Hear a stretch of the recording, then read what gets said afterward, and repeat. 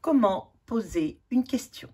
Petite leçon de grammaire. Nous avons vu l'autre jour comment poser des questions avec le verbe être. Et nous avions vu que on se posait la question si la petite grenouille était courageuse, si Mathis était courageux. Et on disait, est-il courageux? Suis-je courageux? Eh bien là, nous allons essayer d'apprendre à poser des questions, toutes sortes de questions, pas seulement qu'avec le verbe être. Comment poser des questions? Page 92. Observe ces vignettes et on va essayer de le lire et de comprendre. Le bonhomme dit « Bonjour, je suis perdu. Où se trouve le cinéma, s'il vous plaît ?» Je passe à côté. Je vous rappelle que dans une vignette, on lit tout ce qui est en haut d'abord, de gauche à droite. On va en bas, de gauche à droite, comme le sens de la lecture normale. Le cinéma est derrière la mairie. Réponse à cette question. Réponse. Est-ce que c'est loin? Non. Vous tournez à gauche et vous verrez le cinéma. Merci.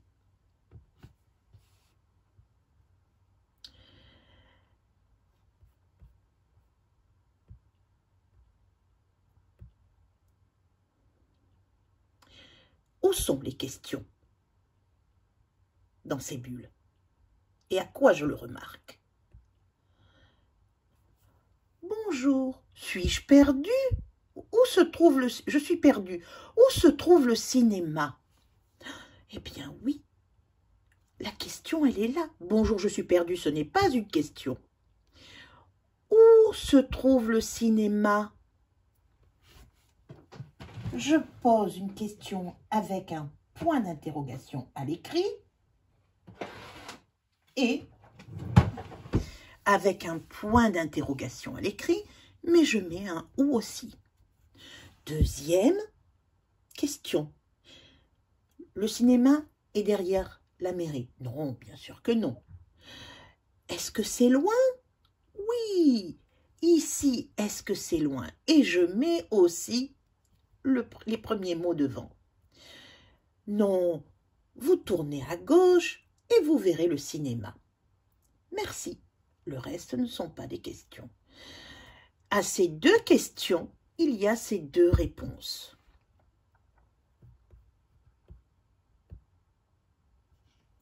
Donc, nous avons repère dans les questions dans les bulles. Voilà les deux questions. À l'oral, que fait la voix lorsqu'on pose une question? Où se trouve le cinéma, s'il vous plaît? Est-ce que c'est loin? Eh bien, je lève la voix. Oui. Le cinéma est derrière la mairie. Ce n'est pas, on ne lève pas la voix. Non. Vous tournez à gauche et vous verrez le cinéma. Je ne lève pas la voix. Je reconnais à la voix, je reconnais la question lorsque j'élève la voix à la fin. Où se trouve le cinéma? Est-ce que c'est loin? Et ces phrases qui posent des questions, comment les appelle-t-on? Comment appelle-t-on les phrases qui posent une question? Et ça, c'est une question aussi. Eh bien, cela s'appelle une phrase interrogative. Interrogation, interrogative, interroger. Voilà tous les mots de la même famille que interrogative. On pose des questions. Lis ces phrases. Deuxièmement, que fais-tu? Quand viendras? Que fais-tu? Quand viendras-tu? Est-ce que c'est loin? Relisez avec moi. Comment vas-tu? Où sont mes souliers? Qui a gagné le match? Donc, comment reconnaît-on une phrase interrogative, là maintenant, à l'écrit? Alors, à l'oral, on a dit qu'on levait la voix. Maintenant, à l'écrit. Eh bien, à l'écrit, tout simplement, je la reconnais grâce à ce petit mot « que ». Que fais-tu? Et aussi au point d'interrogation à la fin. Que fais-tu? Que? Quand reviendras-tu? Est-ce que c'est loin? Comment vas-tu? Où sont mes souliers? Qui a gagné le match? Donc, nous avons des points d'interrogation partout. Nous avons des petits points d'interrogation partout pour m'indiquer que ce sont des questions. Que fais-tu? À la fin, il y a le point d'interrogation. Au début, il y a un petit mot et à la fin, il y a un point d'interrogation. Donc,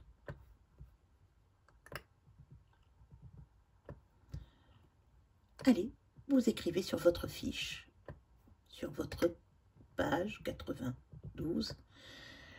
Maintenant, comment reconnaît-on une phrase interrogative à l'écrit? Donc voilà, on l'a déjà vu, il y a un point d'interrogation et il y a le que ou le quand ou le est-ce que. Relève les mots ou les groupes de mots au début de chaque phrase. Alors, tout va s'effacer.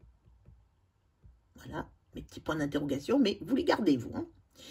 Et maintenant, nous allons mettre que fais-tu? Voilà le petit mot qui est juste devant. Quand reviendras-tu? Ce sont des mots de question. Ce sont des tout petits mots que je mets devant la phrase et qui servent à poser des questions. Là, c'est pas qu'un seul mot. C'est trois petits mots avec un point, avec un trait d'union. Est-ce que? Est-ce que? Je continue. Comment vas-tu? Où sont mes souliers? Qui a gagné le match? Et je mets entre chaque mot des virgules et un point. Voilà, je mets des points d'interrogation à la fin, mais devant, je mets un petit mot. Troisième paragraphe. Lis ces phrases. Où allez-vous? Quand pars-tu? Qui vient ce soir? Ce sont toutes les trois des questions. En face, vous avez des réponses. Les voisins viennent dîner ce soir. Nous allons chez des amis. Je pars demain. On vous demande d'entourer les points d'interrogation. On vous demande d'entourer les points d'interrogation et de relier la réponse à la bonne question, la réponse à la question. Donc, j'entoure d'abord le petit mot de devant. Quand? Où? Quand? Qui? Voilà, c'est le mot interrogatif. Ce n'est pas le point d'interrogation, c'est le mot interrogatif. Où allez-vous? Quand pars-tu? Qui vient ce soir? Vous allez relier à la bonne réponse. Où? Où allez-vous? Les voisins viennent dîner ce soir? Nous allons chez des amis? Où je pars? Ben évidemment, c'est nous allons chez des amis. Où allez-vous? Nous allons chez des amis. Quand pars-tu? Les voisins viennent dîner ce soir? C'est pas cohérent. Il faut répondre justement à cette question. Quand je pars de le quand, il me faut du ton. Effectivement, je pars demain matin. Quand pars-tu? Je pars demain matin. Il faut être cohérent. Qui vient ce soir? Je ne peux pas dire je pars demain. Je ne peux pas dire nous allons chez les amis. Il faut répondre de façon cohérente. Qui vient ce soir? Les voisins viennent dîner ce soir. Quelles informations cherche-t-on à avoir à partir de ces mots, à partir de ces questions posées? Quand je dis « Où allez-vous » qu'est-ce que je cherche? Eh bien, je cherche à avoir un lieu, et là, en l'occurrence, le lieu, c'est chez les amis, la maison des amis. Donc, c'est le lieu. Quand je pose la question « Quand pars-tu » je cherche à avoir une réponse sur le temps. Je pars demain matin. Demain, c'est le temps. Et quand j'entends « Qui vient ce soir » j'attends des noms de personnes. Qui vient dîner ce soir? Qui a fait cette bêtise? Eh bien, j'attends des personnes. Donc, où j'aurai une réponse sur le lieu, quand j'attends et j'aurai normalement une réponse sur le temps, qui j'attends et j'aurai une réponse sur la personne. Quatrième exercice. Lis ces phrases. Il fait un dessin. Et là, on le transforme. Fait-il un dessin? Ici, vous avez un point et ici, vous avez un point d'interrogation. Et si vous remarquez, c'est comme avec le verbe être. Est-il courageux? Sommes-nous courageuses? On inverse exactement. Quand je mets un point, quand je veux faire une question, je veux fabriquer une question, je prends les mêmes mots de la question, donc soit je mets des ou, des quand, des qui, et parfois je ne mets, j'inverse. J'inverse le sujet avec le verbe et je mets un point d'interrogation. Il fait un dessin, fait-il un dessin? Tu es en retard? Es-tu en retard? Et tout le temps, je mets un trait d'union entre les deux, entre le sujet et le verbe inversé. Vous aimez les glaces? Aimez-vous les glaces? Donc, entoure les pronoms sujets des phrases interrogatives. Où est mon pronom sujet? Fait-il? Es-tu en retard? Il est en deuxième, alors qu'ici, il était en premier. Aimez-vous les glaces? Vous aimez. Vous. Donc, le sujet est inversé. Où sont-ils placés par rapport au verbe? Eh bien, ils sont en deuxième position, alors que normalement, dans une phrase affirmative avec un point normal, ils sont au début. Y a-t-il un mot interrogatif? Non, il y a un point d'interrogation, mais il n'y a pas de mot interrogatif. Où, quand, qui, comment, est-ce que... Quelles sont les réponses les plus fréquentes à ce type de questions? Eh bien, quand j'entends « fait-il un dessin ?» j'attends surtout un lieu? Non. Un temps? Non. Des personnes? Non. Quand je n'ai pas de pronom, de petits mots de question, eh bien, j'attends surtout un oui ou un non. Là, j'ai les points d'interrogation, mais j'attends un oui ou un non. Donc là, normalement, dans une phrase, j'ai le sujet, le verbe, la suite de la phrase et le point. Vous le voyez là. Mais quand je pose ma question, eh bien, j'inverse. Et en inversant, je vais avoir un verbe, d'abord, et avec une majuscule, un sujet, des petits points, la suite de la question, la suite de la phrase, et surtout un point d'interrogation. Et donc, quelle réponse j'attends? Quand j'ai des mots de question, j'attends un lieu, j'attends un temps, j'attends des personnes. Mais là, j'attends surtout un oui ou un non. Un oui ou un non.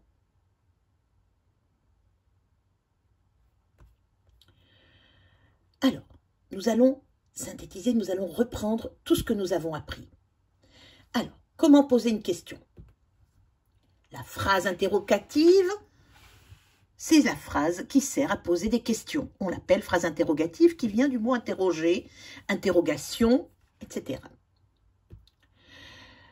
Comment vas-tu? Je pose une question à l'oral. Voilà ma phrase, la phrase sur laquelle on va travailler. Comment vas-tu? À l'oral, je monte la voix. Comment vas-tu? À l'oral, j'entends pas le point d'interrogation, mais j'entends la voix qui monte. Et je sais que ça correspond à un point d'interrogation. À l'écrit, la phrase se termine par un point d'interrogation. Donc à l'oral, je monte la voix. À l'écrit, je mets un point d'interrogation. Pour poser une question, on peut utiliser les mots de question, qui, que, où, quand, combien, est-ce que, comme nous l'avions vu. Mais aussi, qu'est-ce qu'on peut faire? Où vas-tu? Est-ce que c'est loin? Ça, ce sont des exemples. Ou bien, on va tout simplement inverser, mettre le verbe et après le sujet. Inverser le sujet avec le verbe et mettre un petit trait d'union. Aimez-vous les glaces? Normalement, la phrase, c'est « Vous aimez les glaces ?» avec un point. Alors maintenant, vous prenez la page en face, la page à côté. C'est la page 93 et c'est à toi de travailler seul. Nous corrigerons demain. Entoure seulement les phrases interrogatives. Que voulez-vous? Boire de l'eau dans la mare sans nous empoisonner? Où voulez-vous que nous mettions l'huile de vidange du tracteur? Il faut l'emporter dans une déchetterie. Ce sont des questions. Certaines sont des questions, certaines ne sont pas des questions, mais ils font appel à l'album que nous avons sauté, mais que nous reprendrons quand nous retournerons en classe pour faire l'école à l'école, pour faire la classe à l'école. Complète chaque phrase interrogative avec le mot qui convient. Où, qui, combien, quel, que. Attention, il faut être cohérent. On ne peut pas mettre combien a trouvé la bonne réponse. Ou quel a trouvé la bonne réponse. Que a trouvé, où a trouvé la bonne réponse. Il faut être cohérent, le bon mot à la bonne question. Eh bien, bon courage!